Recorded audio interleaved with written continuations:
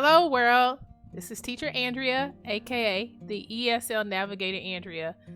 And today I'm bringing you tip number 2. Teacher tip number 2, that is. And we are talking about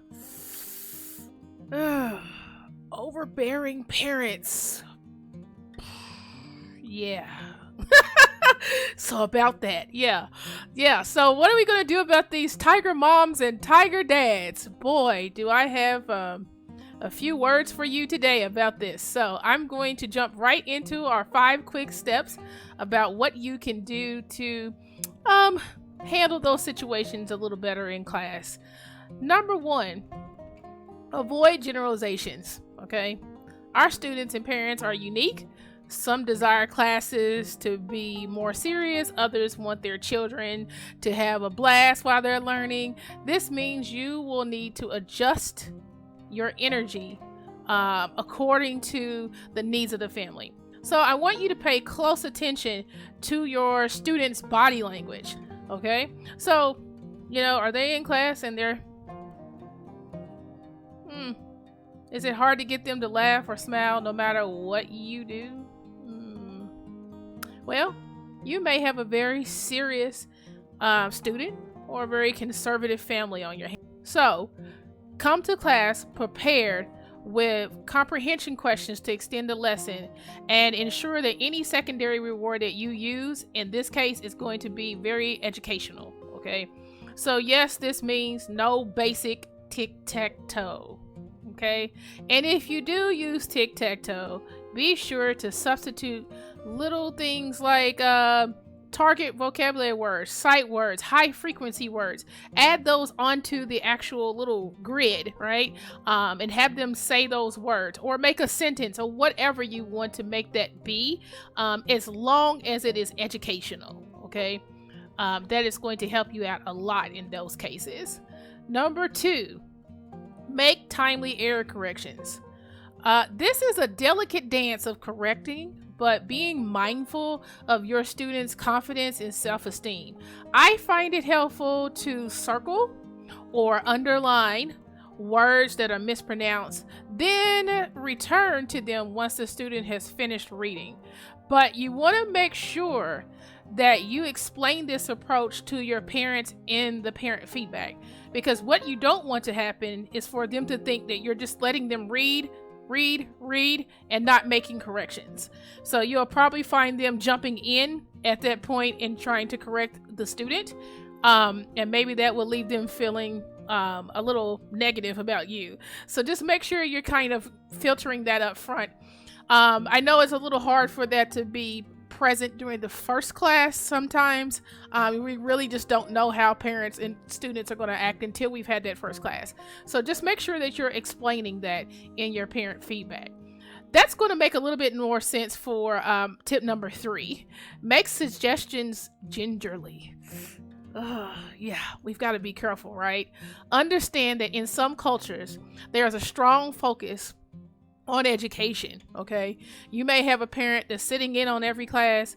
They may be correcting the students, like I said, right in front of you. Heck, they may even tell you that your English is not correct. Some are, usually that bold. Anyway, you may have a parent, that does those things. So, it may take a few classes for them to feel comfortable leaving their child with you, okay, for independent study. Find little ways to communicate that you want a partnership, not competition for control in your classroom. Once again, the best way to do this is by communicating in the parent feedback.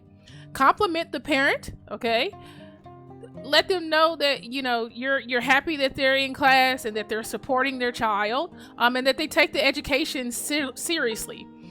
Explain that you are working towards building the student's fluency, and that entails verbal responses from the student and your timely error correction and positive encouragement.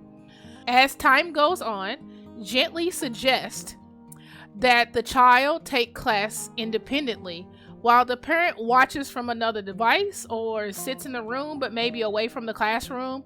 And just explain that this will allow you to fully assess where the student is, right? It's a little difficult for us to truly know that child's capabilities when the parent is just sitting there interjecting every 10 seconds, right? It's just not feasible. We really have no idea what this child can do when they're whispering the answers or correcting them, and you just can't hear the student's abilities, right? So that brings us to number 4. Non-compete. Do not try to compete with the parent, okay? You may not win, and that may result in a loss of a regular student or negative feedback from the parent. Those are both situations that we just don't want, right? There are subtle ways to manage a tiger parent. Let's say the parent is answering all your questions. Well, you know what you can do? That's right. Great job, Mom. Thanks for answering. What do you think, Bao Bao? Right? So there's little subtle hints that you can do without being rude and just telling them, hey, stop that. Don't do that. This is my classroom. We don't want to be rude, right? So there's little subtle things that you can do like that to just kind of indicate that you want to hear from the kid without saying it, right? So just make sure you're utilizing little small techniques like that. But we don't want to be just flat out rude, okay? Now, that brings me to step number 5, all right? Utilize the learning partner. I cannot stress this enough. I think you'll hear me say that more than anything in any other aspect of my teacher tips, okay? At the bottom of your feedback form, there is a section to send a message. Be sure to keep your learning partner up to date on what's happening in your class. You don't have to write a novel, okay? But a few quick sentences can help them respond to a parent in a way that's more culturally sensitive and educational about what is expected of VIP kid teachers in their classroom, okay? So, if you're struggling with a tiger mom, or if you're struggling with a tiger dad, and you need a little bit more guidance, you are more than welcome to contact me at eslnavigatorandrea@gmail.com.